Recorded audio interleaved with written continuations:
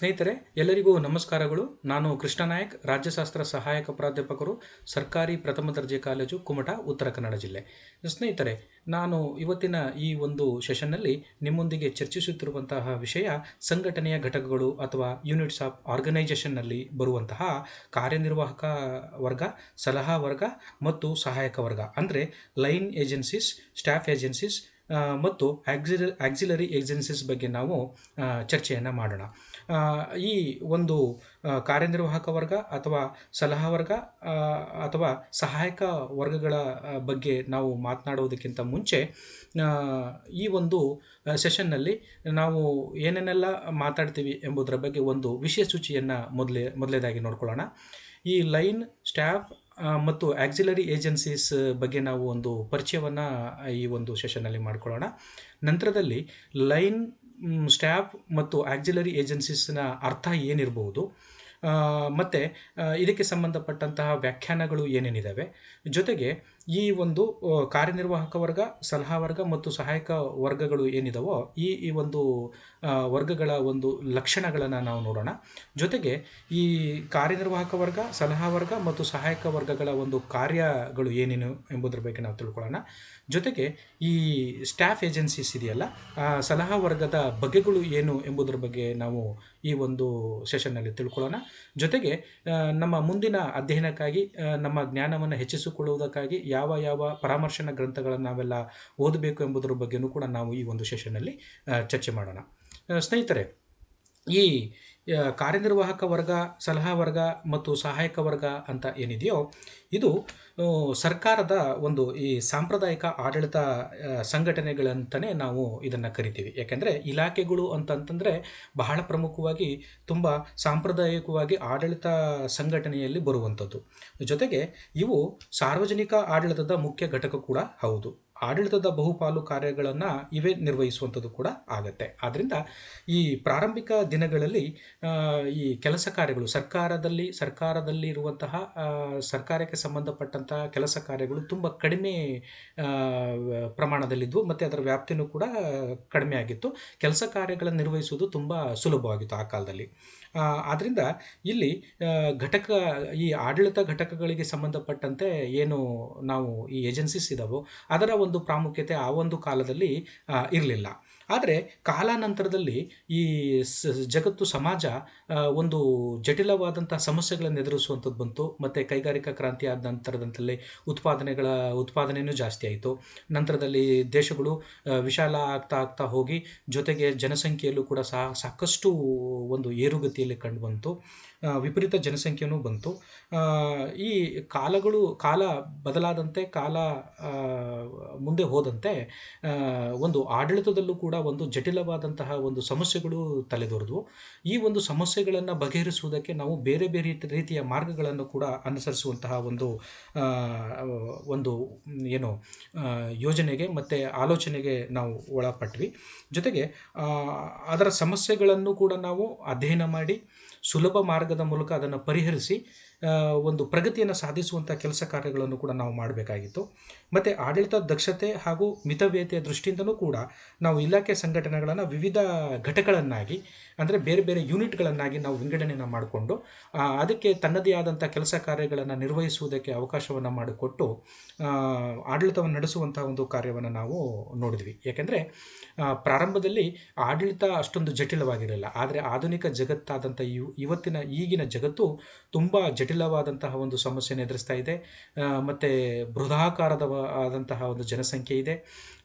ಮತ್ತು ಇಲ್ಲಿ ಸಮಸ್ಯೆಗಳು ಕೂಡ ಬೇರೆ ಬೇರೆ ವ್ಯಾಯಾಮವನ್ನು, ಬೇರೆ ಬೇರೆ ಆಯಾಮವನ್ನು ಹೊಂದಿರುವಂಥದ್ದು ಮತ್ತು ಬೇರೆ ಬೇರೆ ರೀತಿಯ ಒಂದು ಹಿನ್ನೆಲೆಯನ್ನು ಆಗಿರೋದ್ರಿಂದ ಇದನ್ನು ಪರಿಹರಿಸುವಂತಹ ಒಂದು ತಂತ್ರವನ್ನು ಕೂಡ, ವಿಧಾನವನ್ನು ಕೂಡ ನಾವು ಬೇರೆ ಬೇರೆ ರೀತಿಯಲ್ಲಿ ನಾವು ಅದನ್ನು ತಗೊಳ್ಬೇಕಾಗಿರೋದ್ರಿಂದ ನಾವು ಈ ಇಲಾಖೆಗಳಲ್ಲಿ ಈ ಘಟಕಗಳನ್ನು ಸ್ಥಾಪನೆ ಮಾಡುವಂಥ ಕಾರ್ಯವನ್ನು ನಾವು ಪ್ರಾರಂಭ ಮಾಡ್ತೀವಿ. ಅದರಿಂದ the administrative organisation of government consists of 3 types of agencies, namely line, staff and auxiliary ಅಂತ. ಅದರಿಂದ ಸರ್ಕಾರದ ಇಲಾಖೆಗಳು ಅಂತ ಏನಿದೆಯೋ ಈ ಇಲಾಖೆಗಳಲ್ಲಿ ಈ ಈ ಸರ್ಕಾರಕ್ಕೆ ಸಹಾಯವನ್ನು ಮಾಡುವುದಕ್ಕೆ ಸರ್ಕಾರಕ್ಕೆ ಆಡಳಿತದಲ್ಲಿ ಸಹಾಯವನ್ನು ಮಾಡುವುದಕ್ಕಾಗಿ ನಾವು 3 ರೀತಿಯ ಒಂದು ಏಜೆನ್ಸಿಯನ್ನು ನಿಯೋಗಗಳನ್ನು ನಾವು ಇತ್ತೀಚಿನ ಅಂದರೆ ಸಮಾಜವು ಜಗತ್ತು ಬದಲಾವಣೆ ಆದಂಗೆ ನಾವು ಅದನ್ನು ಬದಲಾವಣೆ ಮಾಡ್ಕೊಳ್ತಾ ಆಡಳಿತದಲ್ಲಿ ಈ ಒಂದು ನಿಯೋಗವನ್ನು ಈ ಪದ್ಧತಿಯನ್ನು ನಾವು ಜಾರಿಗೆ ತರುವಂಥ ಒಂದು ವ್ಯವಸ್ಥೆಯನ್ನು ನಾವು ಮಾಡ್ಕೊಂಡಿದ್ದೀವಿ. ಅದನ್ನು ನಾವು ಏನಂತ ಕರಿತೀವಿ, ಅದನ್ನು ಕಾರ್ಯನಿರ್ವಾಹಕ ವರ್ಗ ಅಥವಾ ಲೈನ್ ಏಜೆನ್ಸಿ, ಮತ್ತೊಂದು ಸ್ಟಾಫ್ ಏಜೆನ್ಸಿ ಅಂದರೆ ಸಲಹಾ ವರ್ಗ ಅಂತ ಇದೆ. ನಂತರದಲ್ಲಿ ಸಹಾಯಕ ವರ್ಗ ಅಂತಂದರೆ ಅದು ಆಕ್ಸಿಲರಿ ಏಜೆನ್ಸಿ ಅಂತ ನಾವು ಇದನ್ನು ಪ್ರಾರಂಭ ಮಾಡ್ಕೊಂಡಿದ್ದೀವಿ. ಅಂದರೆ ಇದು ಏನಕ್ಕೋಸ್ಕರ ನಾವು ಈ ಯೂನಿಟ್ಸ್ಗಳನ್ನು ಮಾಡ್ಕೊಂಡಿದ್ದೀವಿ ಆರ್ಗನೈಜೇಷನ್ ಒಳಗೆ ಅಂತಂದರೆ, ಭಾಳ ಪ್ರಮುಖವಾಗಿ ಈ ಲೈನ್ ಏಜೆನ್ಸಿ ಅಥವಾ ಈ ಆಕ್ಸಿಲರಿ ಏಜೆನ್ಸಿ ಅನ್ನೋ ಪದಗಳು ಏನಿದಾವೋ ಇದು ಮೂಲಭೂತವಾಗಿ ಮಿಲಿಟರಿಯಿಂದ ಬಂದಂಥದ್ದು. ಇದು ಮಿಲಿಟರಿ ಪದಗಳು ಅಂತ ಹೇಳ್ಬೋದು. ಅಂದರೆ ಈ ಲೈನ್ ಅಂತಂತಂದರೆ ಇಲ್ಲಿ ಲೈನ್ ಅಂತಂತಂದರೆ ಮಿಲಿಟರಿ ಭಾಷೆಯಲ್ಲಿ ಕಮ್ಯಾಂಡ್ ಮಾಡುವಂಥ, ಅಂದರೆ ಆಜ್ಞೆಯನ್ನು ಹೊರಡಿಸುವಂಥ ಒಂದು ಅರ್ಥವನ್ನು ಕೊಡುವಂಥದ್ದು. ಅಂದರೆ ಈ ಸೈನ್ಯದಲ್ಲಿ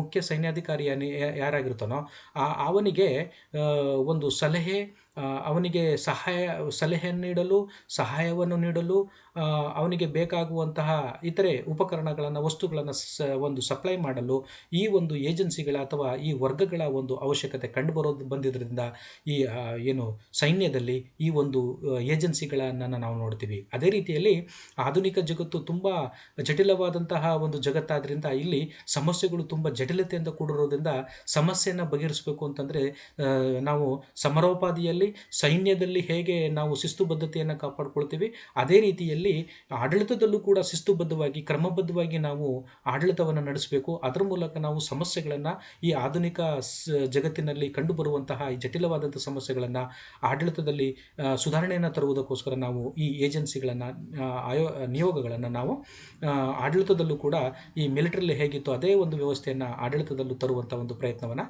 ನಾವು ಮಾಡಿರುವಂಥದ್ದು ಕಂಡುಬರುತ್ತೆ.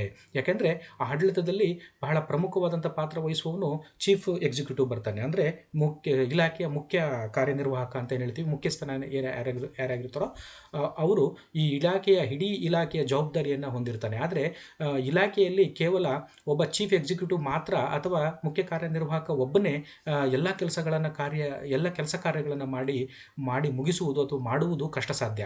ಆದ್ದರಿಂದ ಈ ಮುಖ್ಯ ಕಾರ್ಯನಿರ್ವಾಹಕನಿಗೆ, ಚೀಫ್ ಎಕ್ಸಿಕ್ಯೂಟಿವ್ಗೆ ಸಹಾಯ ಮಾಡುವುದಕ್ಕೋಸ್ಕರ, ಆಡಳಿತದಲ್ಲಿ ಸಹಾಯವನ್ನು ಮಾಡುವುದಕ್ಕೋಸ್ಕರ ಹೇಗೆ ಸೈನ್ಯದಲ್ಲಿ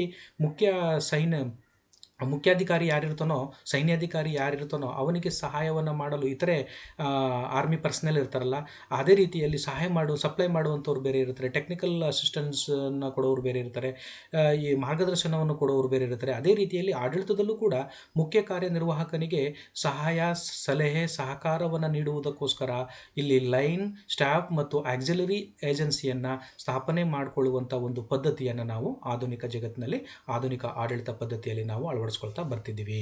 ಜೊತೆಗೆ the distinction between 3 is based on the nature of work. ಅಂದರೆ ಈ 3 ಏನು ಏಜೆನ್ಸೀಸ್ ಇದಾವೋ ಅವೆಲ್ಲವೂ ಕೂಡ ಅವು ಮಾಡುವಂಥ ಕೆಲಸ ಕಾರ್ಯಗಳ ಆಧಾರದ ಮೇಲೆ ನಾವು ವಿಂಗಡಣೆ ಮಾಡುವಂಥದ್ದು ಕಂಡುಬರುವಂಥದ್ದು. ಜೊತೆಗೆ ಈಗ ಈ staff and line are names given to different types of functions in organisations. ಈಗ ಈ ಸಲಹಾ ವರ್ಗ ಮತ್ತು ಕಾರ್ಯನಿರ್ವಾಹಕ ವರ್ಗ ಅಂತ ಏನಿದೆಯೋ ಇದನ್ನು ಅವರವರ ಸಂಘಟನೆಯಲ್ಲಿ ಅವರವರ ಕಾರ್ಯಗಳನ್ನು ಮಾಡುವುದಾದ ಆಧಾರದ ಮೇಲೆ ಅವರಿಗೆ ನಾವು ಈ ಹೆಸರನ್ನು ನೀಡಿರುವಂಥದ್ದು ಕಂಡುಬರುತ್ತೆ. ಜೊತೆಗೆ line function is one that directly advances an organisation in its core work. ನಾನು ಮೊದಲೇ ಹೇಳಿದಾಗೆ ಇಡೀ ಆಡಳಿತ ವ್ಯವಸ್ಥೆಯಲ್ಲಿ, ಸಂಘಟನೆಯಲ್ಲಿ ಕಾರ್ಯನಿರ್ವಾಹಕ ವರ್ಗ ಅಥವಾ ನಾವು ಲೈನ್ ಏಜೆನ್ಸಿ ಅಂತ ಏನು ಕರಿತೀವಿ ಅದು ಬಹಳ ಪ್ರಮುಖವಾದಂಥದ್ದು. ಇನ್ನೊಂದು ಲೈನ್ ಏಜೆನ್ಸಿಗೆ ಇನ್ನೊಂದು ಮುಖ್ಯ ಕಾರ್ಯನಿರ್ವಹಣಾಧಿಕಾರಿ ಅಂತ ಏನಿರ್ತಾನೋ, ಚೀಫ್ ಎಕ್ಸಿಕ್ಯೂಟಿವ್ ಆಫೀಸರ್ಸ್ ಏನಿರ್ತಾನೋ ಇವನು ಬಹಳ ಪ್ರಮುಖವಾದಂಥ ಪಾತ್ರವನ್ನು ವಹಿಸುವಂಥದ್ದು. ಆಡಳಿತದಲ್ಲಿ ಹೆಡ್ಡು ಅಂದರೆ ಇಡೀ ಆಡಳಿತ ವ್ಯವಸ್ಥೆಗೆ ಬಹಳ ಮುಖ್ಯ ಪಾತ್ರವನ್ನು ವಹಿಸುವಂಥವನು ಈ ಚೀಫ್ ಎಕ್ಸಿಕ್ಯೂಟಿವ್. ಇಡೀ ಆಡಳಿತ ವ್ಯವಸ್ಥೆಯನ್ನು, ಇಡೀ ದೇಶದ ಒಂದು ಆಡಳಿತ ವ್ಯವಸ್ಥೆಯನ್ನು ಅಥವಾ ಪ್ರತಿ ಡಿಪಾರ್ಟ್ಮೆಂಟ್ನ ಆಡಳಿತ ವ್ಯವಸ್ಥೆಯನ್ನು ನೋಡ್ಕೊಳ್ಳುವಂಥವನು ಈ ಚೀಫ್ ಎಕ್ಸಿಕ್ಯೂಟಿವ್ ಆಫೀಸರೇ ಆಗಿರ್ತಾನೆ. ಆದ್ದರಿಂದ ಇವನ ಪಾತ್ರವು ಕೂಡ ಬಹಳ ಪ್ರಮುಖವಾದಂಥದ್ದು ಸಂಘಟನೆಯಲ್ಲಿ. ಜೊತೆಗೆ a staff function supports the organisation with specialised advisory and support functions ಅಂತ ಹೇಳ್ತೀವಿ. ಅಂದರೆ ಈ ಆಡಳಿತಾಧಿಕಾರಿಗಳಿಗೆ ಅಥವಾ ಮುಖ್ಯ ಕಾರ್ಯನಿರ್ವಾಹಕನಿಗೆ ಸಹಾಯವನ್ನು ನೀಡುವುದಕ್ಕಾಗಿ, ಸಲಹೆಯನ್ನು ನೀಡುವುದಕ್ಕಾಗಿ, ಸಹಕಾರವನ್ನು ನೀಡುವುದಕ್ಕಾಗಿ ನಾವು ಸ್ಟಾಫ್ ಏಜೆನ್ಸಿ ಅಥವಾ ಆಕ್ಸಿಲರಿ ಏಜೆನ್ಸಿ ಅಂತ ಏನು ಹೇಳ್ತೀವಿ ನಾವು, ಅದನ್ನು ನಾವು ನೀಡಿರುವಂಥದ್ದು ಕಂಡುಬರುತ್ತೆ ಅನ್ನೋದು. ಜೊತೆಗೆ ನಾನು ಈ ಕಾರ್ಯನಿರ್ವಾಹಕ ವರ್ಗ, ಸಲಹಾ ವರ್ಗ ಮತ್ತು ಸಹಾಯಕ ವರ್ಗ ಏನಿದೆಯೋ ಇದು ಒಂದು ಸಂಘಟನೆಯ ಒಂದು ಬಹಳ ಪ್ರಮುಖವಾದಂಥ ಘಟಕಗಳು ಅಂತ ಹೇಳ್ತೀವಿ. ಆಡಳಿತ ಸುಗಮವಾಗಿ ನಡೀಬೇಕು ಅಂತಂದರೆ, ಯಾವುದೇ ಗೊಂದಲಗಳು ಇಲ್ಲದೆ ಪ್ರತಿ ದಿನನಿತ್ಯದ ಕಾರ್ಯಗಳು ಯಾವುದೇ ಸಮಸ್ಯೆ ಇಲ್ಲದೇ ಮುಂದುವರಿಬೇಕು ಅಂತಂದರೆ ಈ ಘಟಕಗಳ ಪಾತ್ರ ಬಹಳ ಪ್ರಮುಖವಾದದ್ದು. ಅಂದರೆ ಮಿಲಿಟರಿಯಲ್ಲಿ ಅಥವಾ ಸೈನ್ಯದಲ್ಲಿ ಹೇಗೆ ಒಂದು ಲೈನ್ ಏಜೆನ್ಸಿ ಅಥವಾ ಆಕ್ಸಿಲರಿ ಏಜೆನ್ಸಿಗಳನ್ನು ನೋಡ್ತೀವಿ ನಾವು, ಅದೇ ರೀತಿಯಲ್ಲಿ ಆಡಳಿತದಲ್ಲೂ ಕೂಡ ಒಂದು ಶಿಸ್ತುಬದ್ಧವಾದಂತಹ, ಒಂದು ಕ್ರಮಬದ್ಧವಾದಂತಹ, ಒಂದು ನಿಗದಿತ ಸಮಯದೊಳಗೆ ಕೆಲಸ ಕಾರ್ಯಗಳನ್ನು ಮುಗಿಸಬೇಕಾಗಿರುವಂತಹ ಒಂದು ಶಿಸ್ತನ್ನು ಕಾಪಾಡಿಕೊಳ್ಳುವುದಕ್ಕಾಗಿ ಆಡಳಿತದಲ್ಲಿ ನಾವು ಈ ಏಜೆನ್ಸಿಗಳನ್ನು ಪ್ರಾರಂಭ ಮಾಡಿದ್ದೀವಿ ಅನ್ನೋದು ಬಹಳ ಪ್ರಮುಖವಾದಂಥ ವಿಚಾರ. ಮತ್ತು ಈ ಕಾರ್ಯನಿರ್ವಾಹಕ ವರ್ಗ, ಸಲಹಾ ವರ್ಗ ಮತ್ತು ಸಹಾಯಕ ವರ್ಗ ಏನಿದೆಯೋ ಇದರ ಅರ್ಥವನ್ನು ನಾವು ಈ ಒಂದು ಸೆಷನ್ನಲ್ಲಿ ಈಗ ತಿಳ್ಕೊಳ್ಳೋಣ. ಅದರಲ್ಲಿ ಬಹಳ ಪ್ರಮುಖವಾಗಿ ಮೊದಲನೇದಾಗಿ ನಾವು ತಿಳ್ಕೊಳ್ಳೋದೇನಂತಂದರೆ ಲೈನ್ ಏಜೆನ್ಸಿ. ಅಂದರೆ the term line drawn from military organisation which refers to command. ನೋಡಿ, ಈ ಲೈನ್ ಏಜೆನ್ಸಿ ಅಥವಾ ಲೈನ್ ಅನ್ನೋ ಪದವನ್ನು ನಾವು ಮಿಲಿಟರಿಯಿಂದ ತೆಗೆದುಕೊಂಡಿರುವಂಥದ್ದು ಈ ಪದ. ಈ ಮಿಲಿಟರಿ ಭಾಷೆಯಲ್ಲಿ ಅದರ ಅರ್ಥ ಏನಂತಂದರೆ, ಲೈನ್ ಅಂತಂತಂದರೆ ಟು ಕಮ್ಯಾಂಡ್, ಅಂದರೆ ಆಜ್ಞಾಪಿಸು ಅಂತಂದರೆ ಆಜ್ಞೆಯನ್ನು ಕೊಡು. ಅಂದರೆ ಮೇಲಿನ ಅಧಿಕಾರಿ, ಅಂದರೆ ಸೈನ್ಯದಲ್ಲಿ ಮುಖ್ಯಸ್ಥನ ಯಾರಾಗಿರ್ತಾನೋ, ಕಮಾಂಡರ್ ಯಾರಾಗಿರ್ತಾನೋ, ಅವನು ತನ್ನ ಕೆಳಗಿನ ಸೈನ್ಯದಲ್ಲಿ ಕೆಲಸ ಮಾಡ್ತಾ ಇರುವಂತಹ ಸೈನಿಕ ಅಥವಾ ಇತರೆ ಅಧಿಕಾರಿಗಳಿಗೆ ಅವನು ಕಮ್ಯಾಂಡ್ ಮಾಡುವಂಥದ್ದನ್ನು ನಾವು ಲೈನ್ ಅಂತ ಹೇಳ್ತೀವಿ. ಇದೇ ಒಂದು ಪದವನ್ನು ಆಡಳಿತದಲ್ಲೂ ಕೂಡ, ಸಾರ್ವಜನಿಕ ಆಡಳಿತದಲ್ಲೂ ಕೂಡ ನಾವು ಲೈನ್ ಏಜೆನ್ಸಿಯನ್ನಾಗಿ ಬಳಸ್ಕೊಂಡಿದ್ದೀವಿ ಅನ್ನೋದನ್ನು ತಿಳ್ಕೋಬೇಕು ಒಂದು. ಜೊತೆಗೆ in government department the term line refers to the main primary function. ಅಂದರೆ ಈ ಸರ್ಕಾರದ ಇಲಾಖೆಗಳು ಅಂತ ಏನು ಕಂಡುಬರ್ತದೋ, ಸರ್ಕಾರದ ಇಲಾಖೆಗಳು ಅಂತ ಏನಿದೆಯೋ ಇದರಲ್ಲಿ ಒಂದು ಪ್ರಾಥಮಿಕ ಕಾರ್ಯವನ್ನಾಗಿ, ಅಂದರೆ ಮೊದಲ ಕಾರ್ಯ, ಅಂದರೆ ಪ್ರಥಮ ಕಾರ್ಯವಾಗಿ ಇದನ್ನು ನಾವು ಗುರುತಿಸ್ತೀವಿ. ಅಂದರೆ ಲೈನ್ ಏಜೆನ್ಸಿ ಅಂತಂದರೆ ಇಲ್ಲಿ ನಾವು ನೋಡುವಂಥದ್ದು ಆಡಳಿತದಲ್ಲಿ ಮುಖ್ಯ ಕಾರ್ಯನಿರ್ವಾಹಕ ಅಥವಾ ಚೀಫ್ ಎಕ್ಸಿಕ್ಯೂಟಿವ್ ಅಂತ ಏನು ಹೇಳ್ತೀವಿ, ಮುಖ್ಯ ಕಾರ್ಯನಿರ್ವಹಣೆ ಮಾಡುವಂಥದ್ದು ಇಲ್ಲಿ ಬರುವಂಥದ್ದು. ಅದರ ಉದಾಹರಣೆಗೆ ಡಿಫೆನ್ಸು, ರಕ್ಷಣೆ ಬಗ್ಗೆ ಇರ್ಬೋದು, ಹೆಲ್ತು, ಆರೋಗ್ಯದ ಬಗ್ಗೆ ಇರ್ಬೋದು, ಎಜುಕೇಷನ್ನು, ಶಿಕ್ಷಣದ ಬಗ್ಗೆ ಇರ್ಬೋದು. ಜೊತೆಗೆ line authority is that relationship in which A superior exercises direct supervision over A subordinate. ಅಂದರೆ ಇಲ್ಲಿ ಲೈನ್ ಅಥಾರಿಟಿ ಅಂತಂದರೆ ಈ ಒಂದು ಅಧಿಕಾರಿ ವರ್ಗ ಇವನೇನು ಮಾಡ್ತಾನೆ ಅಂತಂದರೆ ಮೇಲಿಂದ ಕೆಳಗಡೆ, ಅಂದರೆ ತನ್ನ ಸಬಾರ್ಡಿನೇಟ್, ತನ್ನ ಕೆಳಗಿನ ಅಧಿಕಾರಿಗಳಿಗೆ ಇಲ್ಲಿ ಏನು ಮಾಡ್ತಾನೆ, ಈ ಸೂಪರ್ವಿಷನ್ ಮಾಡುವಂಥದ್ದನ್ನು ಮಾಡ್ತಾನೆ, ಕಂಟ್ರೋಲ್ ಮಾಡುವಂಥದ್ದನ್ನು, ಸಲಹೆ ಕೊಡುವುದನ್ನು, ಮೇಲಿಂದ ಕೆಳಗಡೆ ಇಲ್ಲಿ ಆದೇಶವು ಚಲನೆ ಆಗುತ್ತೆ ಎಂಬ ವಿಚಾರವನ್ನು ನಾವು ತಿಳ್ಕೋಬೇಕು. ನಂತರದಲ್ಲಿ ನಾವು ನೋಡೋದಾದರೆ ಈ ಸಾಮಾನ್ಯ ಅರ್ಥ ಅಂದರೆ ಒಂದು ಸರಳವಾದಂಥ ಒಂದು ಪದದಲ್ಲಿ ಹೇಳಬೇಕು ಅಂತಂದರೆ, there is a line of authority which flows from superior to subordinate. ಅಂದರೆ ಇಲ್ಲಿ ಲೈನ್ ಅಥಾರಿಟಿ ಅಥವಾ ಲೈನ್ ಏಜೆನ್ಸಿ ಅಂತ ನಾವೇನು ಆಡಳಿತದಲ್ಲಿ ಹೇಳ್ತೀವೋ ಅದು ಯಾವಾಗಲೂ ಕೂಡ ಮೇಲಿನಿಂದ ಕೆಳಗಡೆ, ಅಂದರೆ ಅಪ್ವರ್ಡ್ ಟು ಡೌನ್ವರ್ಡ್ ಅಂತ, ಮೇಲಿಂದ ಕೆಳಗಡೆಗೆ ಆದೇಶವು ಚಲನೆ ಆಗುವಂಥದ್ದು. ಅಂದರೆ ಇದು ಏನಾಗುತ್ತೆ, ಮೇಲಿನ ಅಧಿಕಾರಿ ತನ್ನ ಕೆಳಗಿನ ಅಧಿಕಾರಿಗಳಿಗೆ ನೀಡುವಂತಹ ಆದೇಶ, ಆಜ್ಞೆ ಅಂತಲೇ ನಾವು ತಿಳ್ಕೊಬೋದು ಈ ಲೈನ್ ಏಜೆನ್ಸಿಯಲ್ಲಿ. ಮತ್ತು in a way staff agencies are basically extensions of the chief executive. To the more clear we can take the example of chief minister and cabinet. ನೋಡಿ, ನಾವು ಈ ಒಂದು ಲೈನ್ ಏಜೆನ್ಸಿ ಅಂತ ಏನು ಹೇಳ್ತೀವಿ, ಇಲ್ಲಿ ಬಹಳ ಪ್ರಮುಖವಾಗಿ ಮುಖ್ಯ ಕಾರ್ಯನಿರ್ವಹಣಾಧಿಕಾರಿ ಬರ್ತಾನೆ.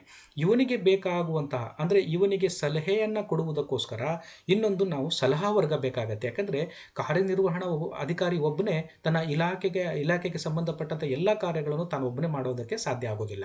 ಅದಕ್ಕೆ ಅವನೇನು ಮಾಡ್ತಾನೆ, ಯಾಕೆಂದರೆ ಆಧುನಿಕ ಜಗತ್ತಿನಲ್ಲಿರುವಂತಹ ಈ ಸರ್ಕಾರಿ ಆಡಳಿತದಲ್ಲಿರುವಂತಹ ಸರ್ಕಾರದ ಇಲಾಖೆಗಳು ಈ ಆಧುನಿಕ ಜಗತ್ತಿನಲ್ಲಿ ಹೆಂಗೆ ಜಟಿಲವಾದಂಥ ಸಮಸ್ಯೆಗಳು ಇದಾವೋ ಅದೇ ರೀತಿಯಲ್ಲಿ ಇಲಾಖೆಗಳು ಆ ಸಮಸ್ಯೆಗಳನ್ನು ಎದುರಿಸಬೇಕು ಅಂತಂದರೂ ಕೂಡ ಇಲಾಖೆಯಲ್ಲಿ ನೈಪುಣ್ಯತೆಯನ್ನು ಸಾಧಿಸಿರುವಂತಹ ಮತ್ತು ಅದರ ಬಗ್ಗೆ ಹೆಚ್ಚು ಜ್ಞಾನವನ್ನು ಹೊಂದಿರುವಂತಹ ಅಧಿಕಾರಿಗಳನ್ನು ನೇಮಿಸ್ಕೊಂಡು ಅವರ ಒಂದು ಸಲಹೆಯನ್ನು ಈ ಮುಖ್ಯ ಕಾರ್ಯನಿರ್ವಹಣಾಧಿಕಾರಿ ಪಡ್ಕೊಳ್ಳೇಬೇಕಾಗತ್ತೆ.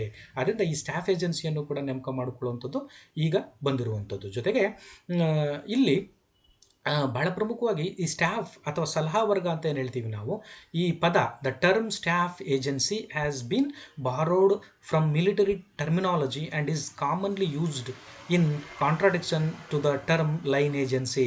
ನೋಡಿ, ನಾವು ಈ ಲೈನ್ ಏಜೆನ್ಸಿ ಅಂತ ಏನು ಹೇಳ್ತೀವಿ ಅಥವಾ ಮುಖ್ಯ ಕಾರ್ಯನಿರ್ವಹಣಾಧಿಕಾರಿಗಳಿಗೆ ಸಲಹೆಯನ್ನು ಕೊಡುವುದಕ್ಕೋಸ್ಕರ ನಾವು ಸ್ಟಾಫ್ ಏಜೆನ್ಸಿಯನ್ನು ಮಾಡ್ಕೊಂಡಿದ್ದೀವಿ, ಅಂದರೆ ಸಲಹಾ ವರ್ಗಗಳನ್ನು ನೇಮಕ ಮಾಡ್ಕೊಂಡಿರುವಂಥದ್ದು. ನೋಡಿ, ಈ ಸ್ಟಾಫ್ ಅನ್ನೋ ಪದ, ಸ್ಟಾಫ್ ಅಂತಂದರೆ ಕೋಲು ಅಂತ, ಸ್ಟಿಕ್ ಅಂತ ಹೇಳ್ತೀವಿ ನಾವು, ಅಂದರೆ ಕೋಲು ಅಥವಾ ಒಂದು ದೊಣ್ಣೆ ಕಡ್ಡಿ ಅಂತ ಹೇಳ್ತೀವಿ.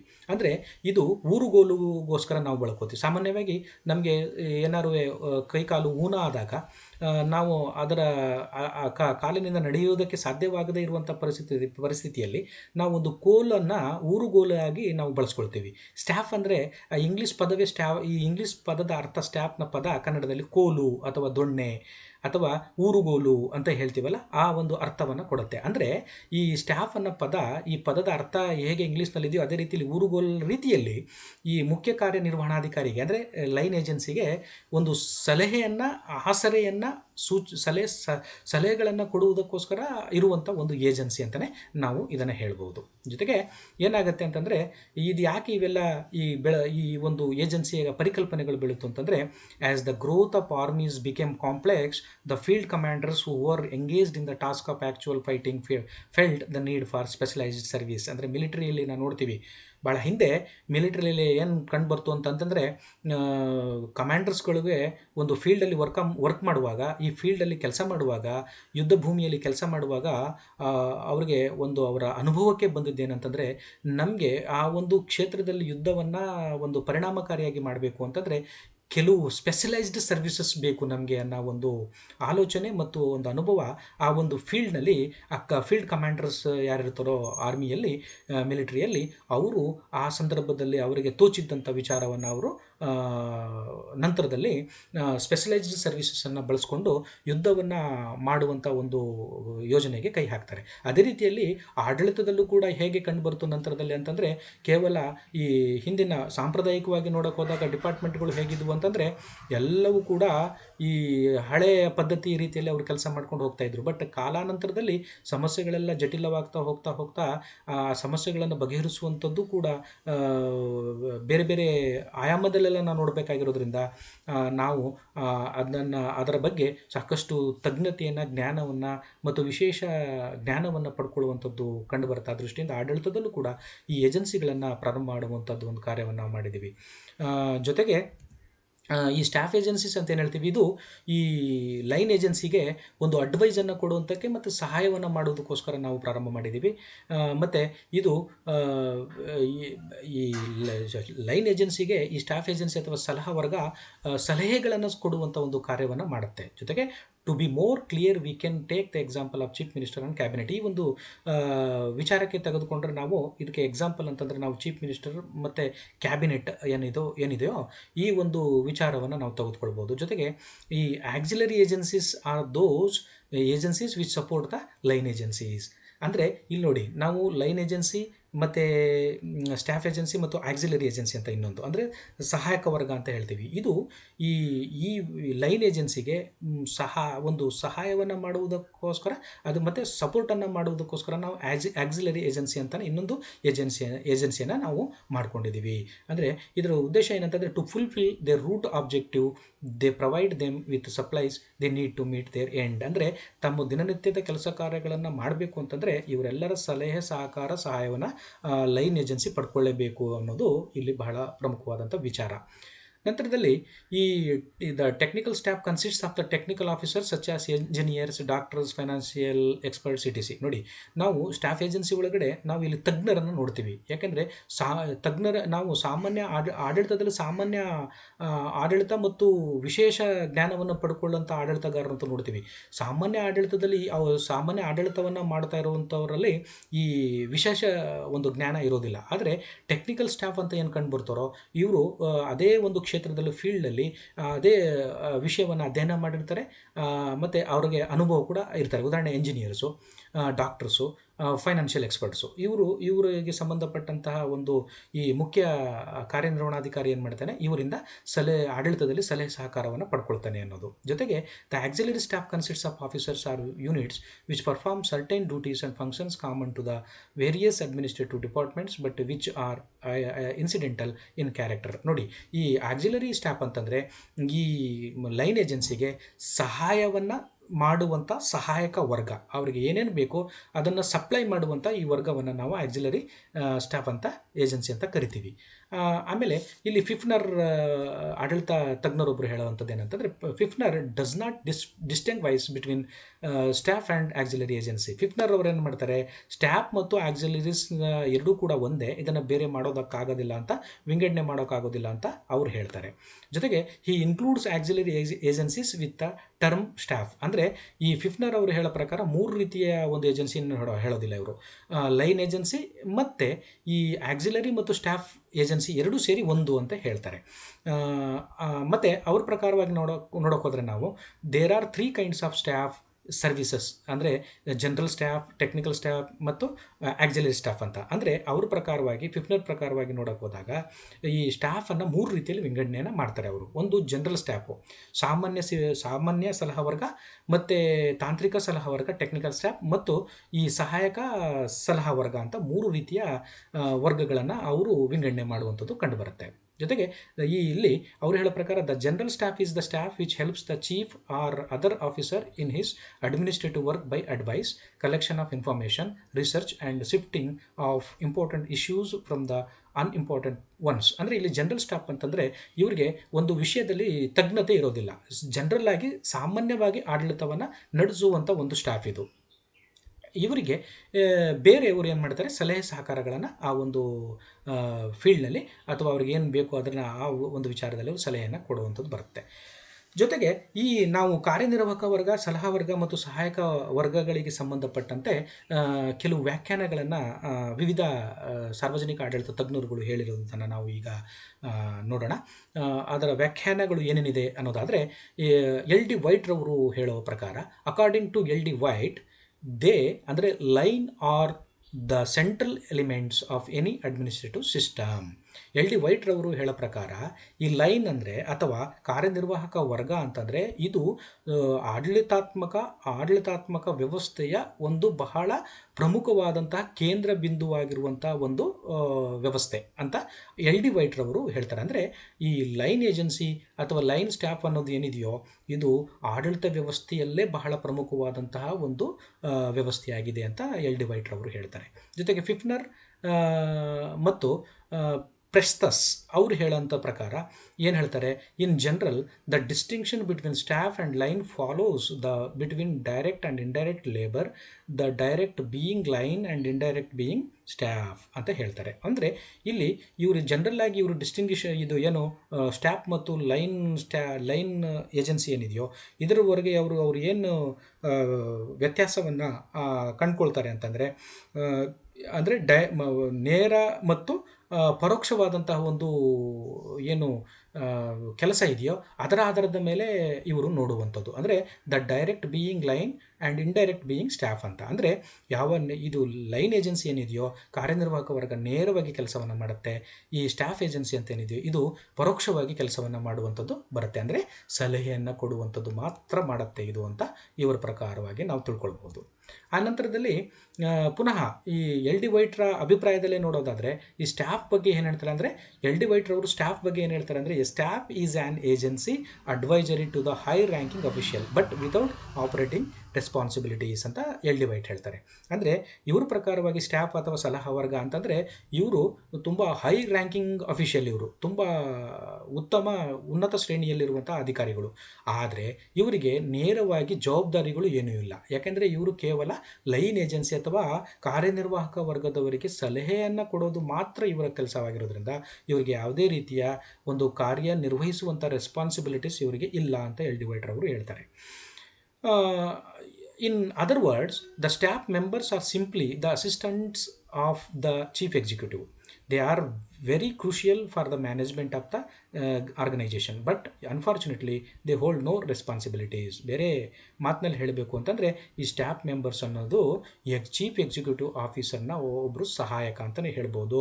ಆದರೆ ಇವರು ಬಹಳ ಪ್ರಮುಖವಾದಂತಹ ಕೆಲಸ ಕಾರ್ಯಗಳನ್ನು ಮಾಡಿದ್ದಾಗ್ಯೂ ಕೂಡ ಸಂಘಟನೆ ವ್ಯವಸ್ಥಾಪನೆಯಲ್ಲಿ ಇವರ ಪಾತ್ರ ಬಹಳ ಪ್ರಮುಖವಾಗಿದ್ದಾಗ್ಯೂ ಕೂಡ ದುರದೈವವಶಾತ್ ಇವರಿಗೆ ಯಾವುದೇ ರೀತಿಯ ರೆಸ್ಪಾನ್ಸಿಬಿಲಿಟೀಸನ್ನು, ಜವಾಬ್ದಾರಿಯನ್ನು ಕೊಟ್ಟಿರುವುದಿಲ್ಲ ಎಂಬ ವಿಚಾರಕ್ಕೆ ನಾವು ಬರ್ಬೋದು.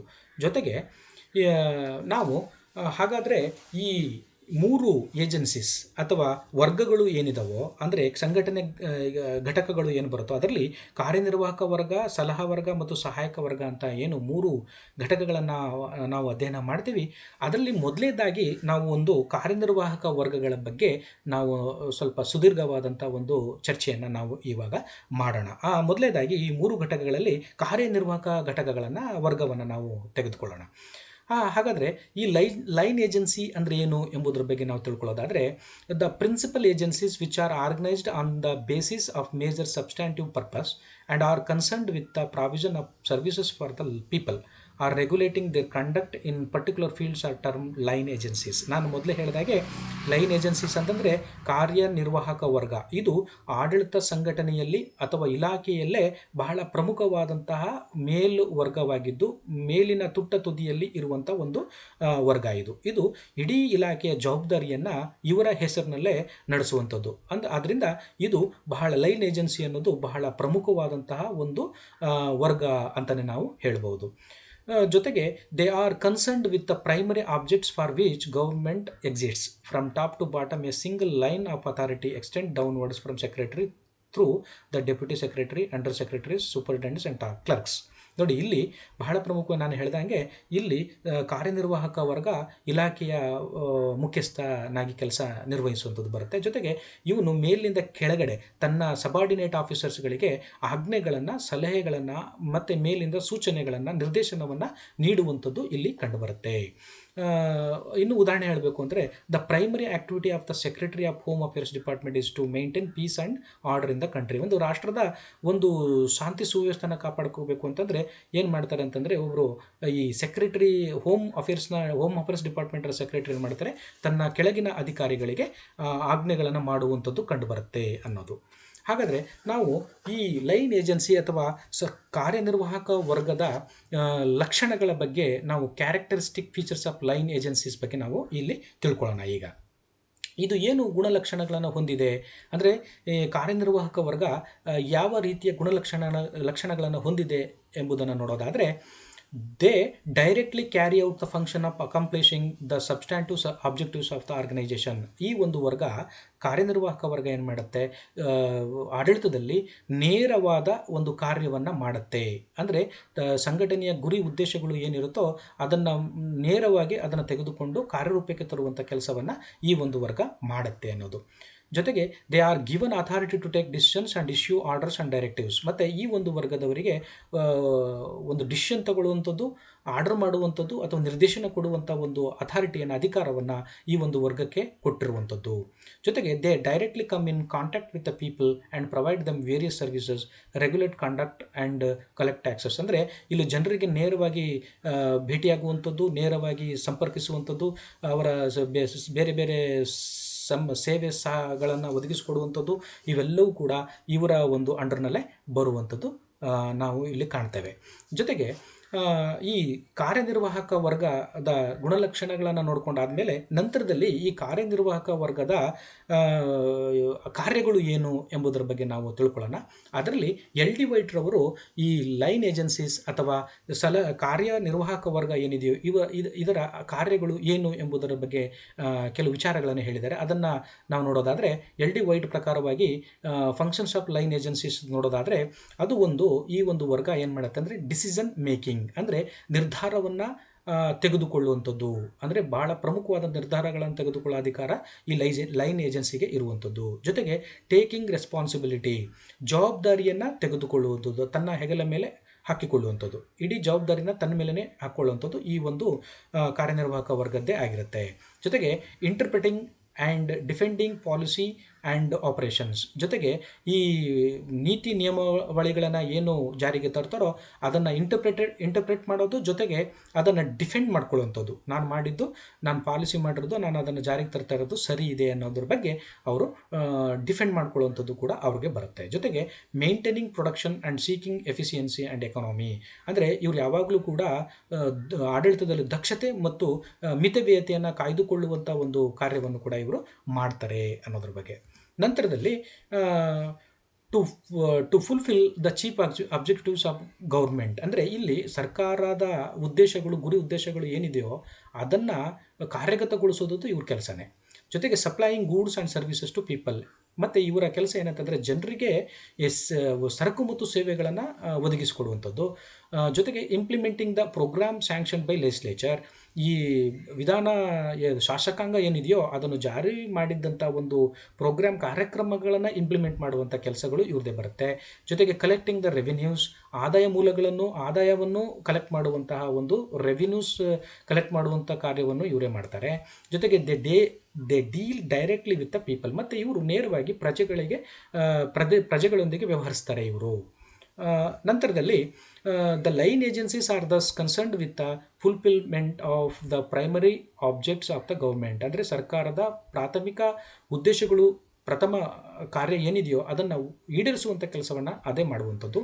ಜೊತೆಗೆ the people come directly in touch with the line agencies which constitute the pivot of administrative structure. ಅದರಿಂದ ಈ ಲೈನ್ ಏಜೆನ್ಸೀಸ್ ಅನ್ನೋದು ಅಥವಾ ಕಾರ್ಯನಿರ್ವಾಹಕ ವರ್ಗ ಆಡಳಿತಾತ್ಮಕ ಘಟಕದಲ್ಲಿ ಒಂದು ಶಕ್ತಿಶಾಲಿಯಾದಂಥ ಒಂದು ಘಟಕ ಅಂತಲೇ ಹೇಳ್ಬೋದು. ಜೊತೆಗೆ the major line departments of government of India are defence, home, health, education, railway and transport. ಇದಕ್ಕೆ ಸಂಬಂಧಪಟ್ಟಂಥ ಒಂದು ಉತ್ತಮ ಉದಾಹರಣೆ ಹೇಳಬೇಕು ಅಂದರೆ ಈಗ ಭಾರತ ಸರ್ಕಾರದಲ್ಲಿ ಬರುವಂತಹ ಡಿಫೆನ್ಸು ರಕ್ಷಣೆ, ಹೋಮ್ ಗೃಹ ಖಾತೆ, ಹೆಲ್ತ್ ಆರೋಗ್ಯ, ಎಜುಕೇಷನ್ ಶಿಕ್ಷಣ, ರೈಲ್ವೆ ಬರುತ್ತೆ, ಜೊತೆಗೆ ಟ್ರಾನ್ಸ್ಪೋರ್ಟ್ ಸಾರಿಗೆ ಬರುವಂಥದ್ದು ಕೂಡ ಇದು ಲೈನ್ ಏಜೆನ್ಸಿಗೆ ಉತ್ತಮ ಉದಾಹರಣೆ. ಜೊತೆಗೆ ಈಗ ಈ ಲೈನ್ ಕಾರ್ಯನಿರ್ವಾಹಕ ವರ್ಗ ಅಥವಾ ಲೈನ್ ಏಜೆನ್ಸಿ ಬಗ್ಗೆ ನಾವು ತಿಳ್ಕೊಂಡದ ನಂತರದಲ್ಲಿ ಈಗ ಇನ್ನೊಂದು ಘಟಕವಾದಂತಹ ಸಲಹಾ ವರ್ಗ ಅಥವಾ ಸ್ಟಾಫ್ ಏಜೆನ್ಸೀಸ್ ಬಗ್ಗೆ ನಾವು ಈಗ ತಿಳಿದುಕೊಳ್ಳೋಣ. The term staff agency has been borrowed from military terminology and is commonly used in contradiction to the term line agency. ನಾನು ಮೊದಲೇ ಹೇಳಿದೆ, ಈ ಸಲಹಾ ವರ್ಗ ಅಂತ ಏನಿದೆಯೋ ಈ ಸ್ಟಾಫ್ ಅನ್ನೋ ಪದ, ಇಂಗ್ಲೀಷ್ನ ಸ್ಟಾಫ್ ಅನ್ನೋದು ಕನ್ನಡದಲ್ಲಿ ಕೋಲು ಅಥವಾ ಊರುಗೋಲು ಅಂತ ಏನು ಹೇಳ್ತೀವಿ, ಈ ಅರ್ಥವನ್ನು ಸೂಚಿಸ್ತದೆ. ಈ ಸ್ಟಾಫ್ ಏಜೆನ್ಸಿಯನ್ನು ಕೂಡ ನಾವು ಮಿಲಿಟರಿಯಿಂದನೇ ನಾವು ಪಡ್ಕೊಂಡಿರುವಂಥದ್ದು, ಮಿಲಿಟರಿ ಟರ್ಮಿನಾಲಜಿಯಿಂದನೇ ನಾವು ಪಡ್ಕೊಂಡಿರುವಂಥದ್ದು. ಕನ್ನಡದಲ್ಲಿ ಸ್ಟಾಫ್ ಅಂದರೆ ಸಿಬ್ಬಂದಿ ಅಂತ ಇದ್ದರೂ ಕೂಡ ಇದಕ್ಕೆ ನಾವು ಸಲಹಾ ವರ್ಗ ಅಂತಲೇ ಹೇಳ್ತೀವಿ, ಸ್ಟಾಫ್ ಏಜೆನ್ಸಿ ಅಂತ. ನಿಜವಾಗಿ ಸ್ಟಾಫ್ನ ಅರ್ಥ ಏನಂತಂದರೆ ಕೋಲು, ಊರುಗೋಲು ಅಂತ. ಅಂದರೆ ಒಬ್ಬ ವ್ಯಕ್ತಿಗೆ ಊರುಗೋಲು ಮೂಲಕ ಅವನು ನಡೆದುಕೊಂಡು ಹೋಗಿ ಅದಕ್ಕೆ ಸಹಾಯ ಮಾಡುವ ರೀತಿಯಲ್ಲಿ ಊರುಗೋಲು ಹೇಗೆ ಸಹಾಯ ಮಾಡುತ್ತೋ ಅದೇ ರೀತಿಯಲ್ಲಿ ಸ್ಟಾಫ್ ಏಜೆನ್ಸಿ ಅನ್ನೋದು ಲೈನ್ ಏಜೆನ್ಸಿಗೆ ಅಥವಾ ಕಾರ್ಯನಿರ್ವಾಹಕ ವರ್ಗಕ್ಕೆ ಸಲಹೆಯನ್ನು ಕೊಡುವಂಥ ಒಂದು ಏಜೆನ್ಸಿ ಆಗಿರುತ್ತೆ ಅಂತ. ಜೊತೆಗೆ as the growth of armies became complex, the field commanders who were engaged in the task of actual fighting felt the need for specialised services which led to the formation of the general staff with subsidiary staff agencies under them. ಅಂದರೆ ಈಗ ನಾನು ಮೊದಲೇ ಹೇಳಿದಾಗೆ army ಅಂದರೆ ಈ ಸೈನ್ಯ ಬೆಳೀತಾ ಹೋದಂಗೆ ಯುದ್ಧದ ಗತಿನೂ ಕೂಡ ಬದಲಾವಣೆ ಆಯಿತು. ಅದರಲ್ಲಿ ಕೂಡ ಎಕ್ಸ್ಪರ್ಟ್ ಆದವರು ಕೂಡ ಬೇಕಾಯಿತು. ನಂತರದಲ್ಲಿ ಆರ್ಮಿ ಕಮಾಂಡರ್ಗಳಿಗೆ ಏನು ಸಮಸ್ಯೆ ಕಂಡುಬರ್ತು ಅಂತಂದರೆ ಫೀಲ್ಡ್ನಲ್ಲಿ ವಾರ್ ಮಾಡೋರು, ಫೀಲ್ಡಲ್ಲಿ ಯುದ್ಧದಲ್ಲಿ ತೊಡಗೋರಿಗೆ ಅವರು ಬೇರೆ ರೀತಿಯ ಸ್ಪೆಷಲೈಸ್ಡ್ ಸರ್ವಿಸಸ್ ಬೇಕು ಎಂಬ ವಿಚಾರ ಅವರಿಗೆ ಬರುತ್ತೆ. ಅದೇ ರೀತಿಯಲ್ಲಿ ಆಡಳಿತದಲ್ಲಿ ಬೇರೆ ರೀತಿಯ ಸಮಸ್ಯೆಗಳು ಬಂದಿದ್ದರಿಂದ ಅಲ್ಲಿ ಆ ಒಂದು ವಿಷಯದಲ್ಲಿ ತಜ್ಞತೆಯನ್ನು, ವಿಶೇಷ ಜ್ಞಾನವನ್ನು ಪಡ್ಕೊಂಡಿರೋಂಥವರೇ ಬೇಕು ಅಂತ ನಂತರದಲ್ಲಿ ಸ್ಟಾಫ್ ಏಜೆನ್ಸಿಯನ್ನು ನಾವು ಈ ಒಂದು ಆಡಳಿತದಲ್ಲಿ ತಂದಿದ್ದು ಕಂಡುಬರುವಂಥದ್ದು. ಜೊತೆಗೆ ನಾವು ಈ ಸ್ಟಾಫ್ ಏಜೆನ್ಸಿ ಒಂದೇ ರೀತಿ ಇಲ್ಲ, ಇದು ಬೇರೆ ರೀತಿಯಲ್ಲಿದೆ. ಅದನ್ನು 3 ರೀತಿಯಲ್ಲಿ ಫಿಫ್ನರ್ ಅವರು ವಿಂಗಡಣೆ ಮಾಡ್ತಾರೆ. ಅಂದರೆ kinds of staff agencies. According to Pfiffner there are 3 kinds of staff agencies ಅಂತ ಇದೆ. ಅಂದರೆ ಇಲ್ಲೇನಿದೆ ಅಂದರೆ ಫಿಫ್ನರ್ ಅವ್ರ ಪ್ರಕಾರವಾಗಿ ಸ್ಟಾಫ್ ಏಜೆನ್ಸಿ ಅನ್ನೋದು 3 ರೀತಿಯಲ್ಲಿ ವಿಂಗಡಣೆಯನ್ನು ಅವರು ಮಾಡಿದ್ದಾರೆ. ಅವುಗಳು ಯಾವುವು ಅಂತಂದರೆ ಫಿಫ್ನರ್ ಅವ್ರ ಪ್ರಕಾರವಾಗಿ ನೋಡೋದಾದರೆ ಮೊದಲೇದು ಜನರಲ್ ಸ್ಟಾಫ್ ಏಜೆನ್ಸೀಸ್. ಅಂದರೆ ಇದೇನು ಮಾಡುತ್ತೆ, to help the chief executive in the performance of his administrative duties. ಅಂದರೆ ಮುಖ್ಯ ಕಾರ್ಯನಿರ್ವಹಣಾಧಿಕಾರಿಯ ಕೆಲಸ ಕಾರ್ಯಗಳಿದ್ದು ಸಹಾಯವನ್ನು ಮಾಡುತ್ತೆ ಸ್ಟಾಫ್ ಏಜೆನ್ಸಿ. ಉದಾಹರಣೆಗೆ the cabinet secretariat, the prime minister secretariat, the cabinet committee, and planning commission ಅಂದರೆ ಯೋಜನಾ ಆಯೋಗ ಏನಿದೆ ಇದಕ್ಕೆ ಒಂದು ಉತ್ತಮ ಉದಾಹರಣೆ ಅಂತಲೇ ಹೇಳ್ಬೋದು. ಆಮೇಲೆ ಎರಡನೇದಾಗಿ ಅವರು ಹೇಳುವಂಥದ್ದು ಟೆಕ್ನಿಕಲ್ ಸ್ಟಾಫ್ ಅಂದರೆ ತಾಂತ್ರಿಕ ಸಿಬ್ಬಂದಿ ವರ್ಗ ಅಂತ ಸಲಹಾ ವರ್ಗ ಅಂತ ಹೇಳ್ತೀವಿ. ಇದೇನು ಮಾಡುತ್ತೆ ಅಂತಂದರೆ the chief executive has also to deal with many technical problems in the administration. ಅಂದರೆ ಈ ಮುಖ್ಯ ಕಾರ್ಯನಿರ್ವಹಣಾಧಿಕಾರಿ ತನ್ನ ಆಡಳಿತವನ್ನು ನಡೆಸುವಂಥ ಸಂದರ್ಭದಲ್ಲಿ ಹಲವಾರು ಸಮಸ್ಯೆಗಳನ್ನು ಎದುರಿಸ್ತಾನೆ.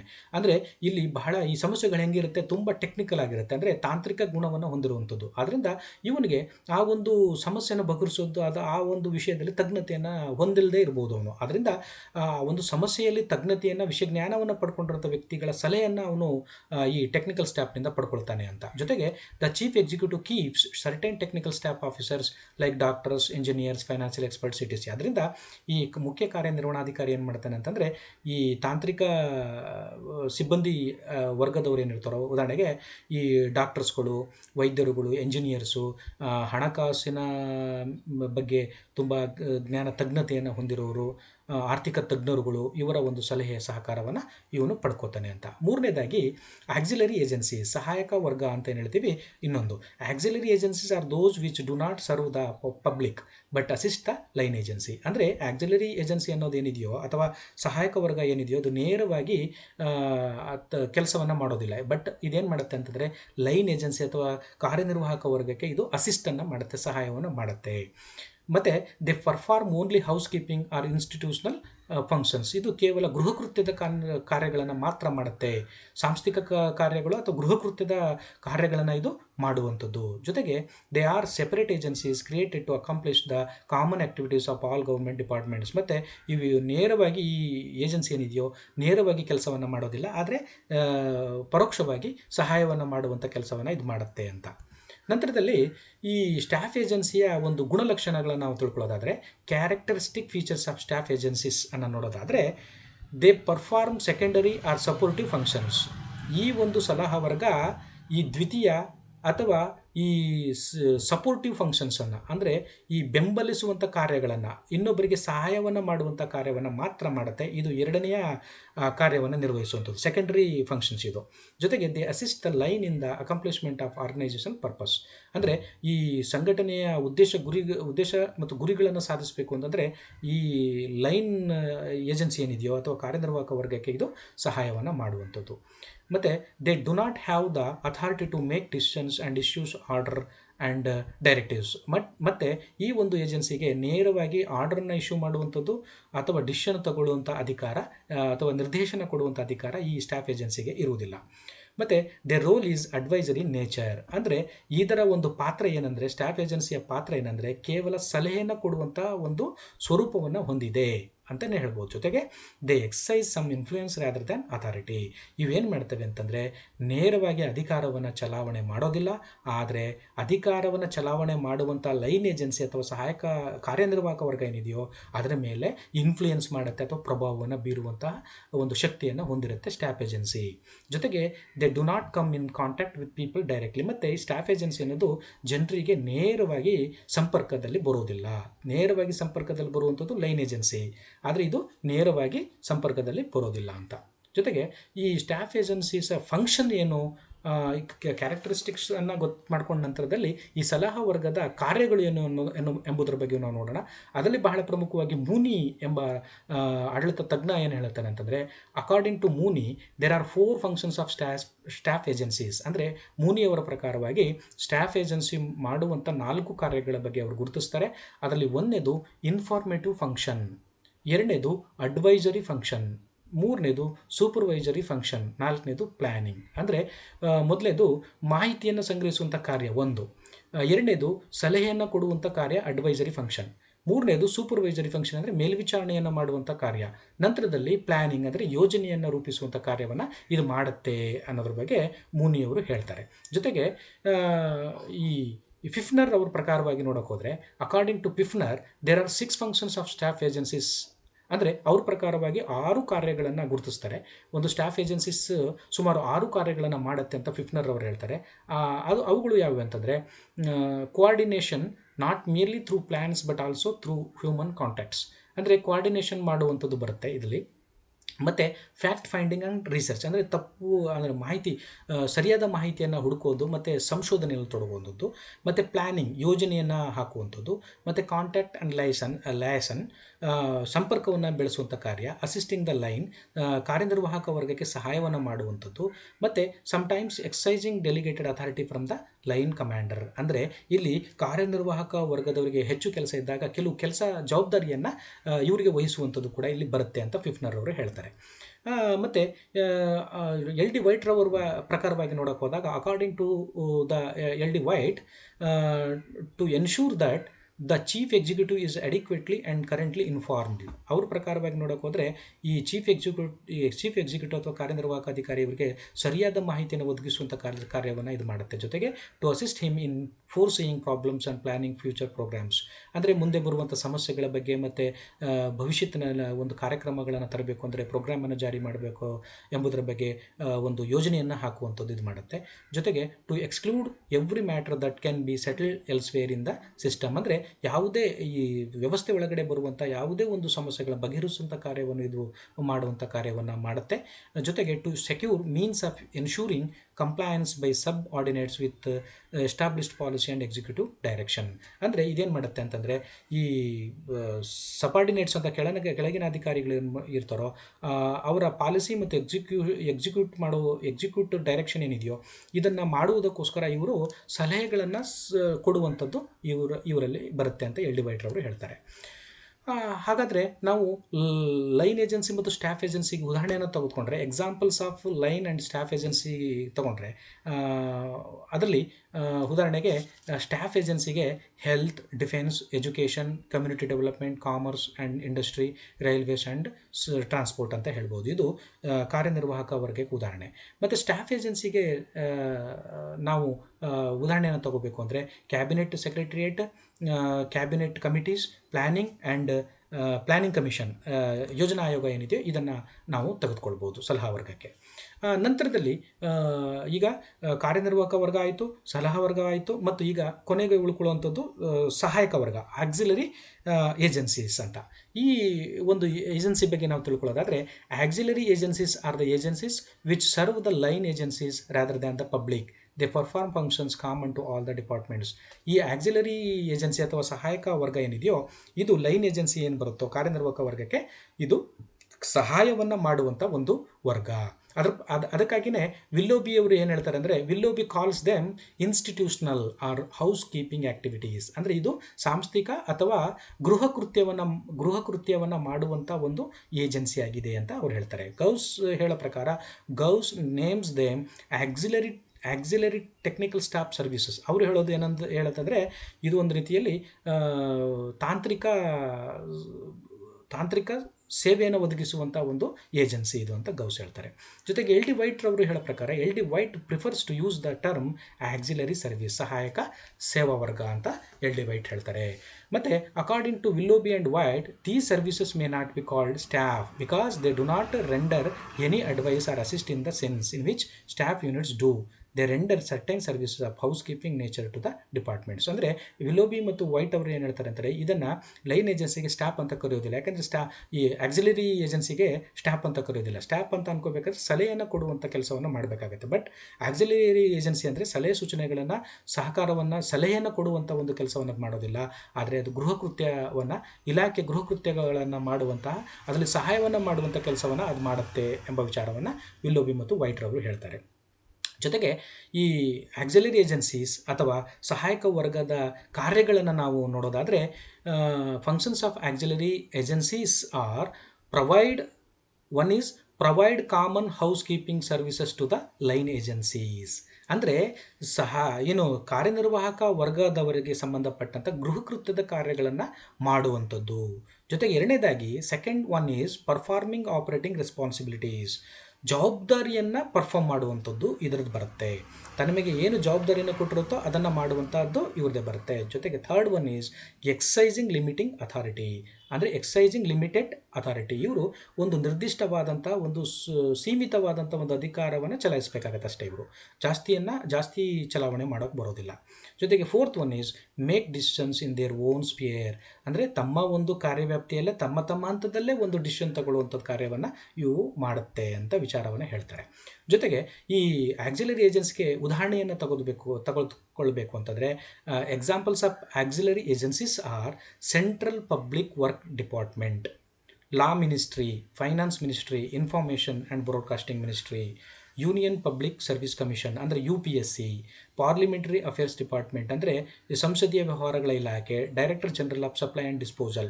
ಇವೆಲ್ಲವನ್ನು ಕೂಡ ನಾವು ಆಕ್ಸಿಲರಿ ಏಜೆನ್ಸಿಗೆ ಉದಾಹರಣೆಯಾಗಿ ತಗೋಬಹುದು.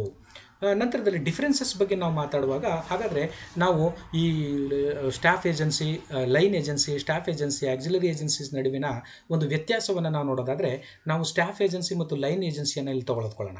ಮೊದಲನೇದಾಗಿ ಸ್ಟಾಫ್ ಏಜೆನ್ಸಿ ಏನು ಮಾಡುತ್ತೆ ಅಂತಂದರೆ, ಇದರ ನಡುವಿನ ವ್ಯತ್ಯಾಸಗಳು ಅಂದರೆ ಸ್ಟಾಫ್ ಏಜೆನ್ಸಿ ಮತ್ತು ಲೈನ್ ಏಜೆನ್ಸಿ ನಡುವಿನ ವ್ಯತ್ಯಾಸಗಳನ್ನು ನಾವು ನೋಡೋದಾದರೆ, staff agency serve in a support capacity. ಅಂದರೆ ಈ ಸಲಹಾ ವರ್ಗ ಒಂದು ರೀತಿಯಲ್ಲಿ ಬೆಂಬಲಿಸುವಂಥ ಒಂದು ಕಾರ್ಯವನ್ನು ಮಾಡುತ್ತೆ.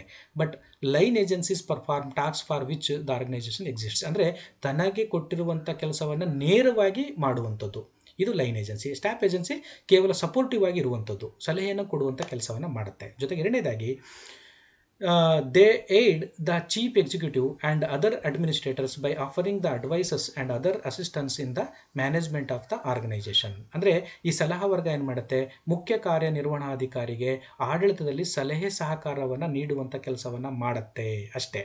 ಈ line agencies goals to accomplish and staff agencies help the line agencies accomplish them. ಅಂದರೆ ಇಲ್ಲಿ ಏನಾಗುತ್ತೆ, ಈ ಕಾರ್ಯನಿರ್ವಾಹಕ ವರ್ಗ ಈ ಡಿಪಾರ್ಟ್ಮೆಂಟು ಹೊಂದಿರುವಂಥ ಗುರಿ ಏನಿದೆಯೋ ಅದನ್ನು ಈಡೇರಿಸೋದಕ್ಕೋಸ್ಕರ ಈ ಸಲಹಾ ವರ್ಗಗಳ ಸಹಾಯವನ್ನು ಪಡ್ಕೊಳ್ಳುತ್ತೆ. ಆ ಕಾರ್ಯವನ್ನು ಮುಗಿಸೋದಕ್ಕೆ ಸಲಹಾ ವರ್ಗದ ಸಹಾಯವನ್ನು ಪಡ್ಕೊಳ್ಳುತ್ತೆ ಅಂತ.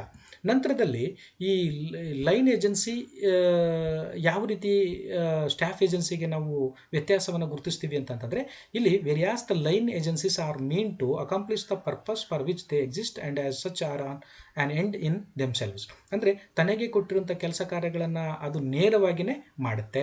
ಬಟ್ ಸ್ಟಾಫ್ ಏಜೆನ್ಸಿ ಏನು ಮಾಡುತ್ತೆ, the staff agencies exist to help the line agencies. ಅಂದರೆ ಇಲ್ಲಿ ಲೈನ್ ಏಜೆನ್ಸಿಗೆ ಸಹಾಯವನ್ನು ಸಲಹೆಯನ್ನು ಕೊಡುವಂಥ ಕೆಲಸವನ್ನು ಮಾಡುತ್ತೆ.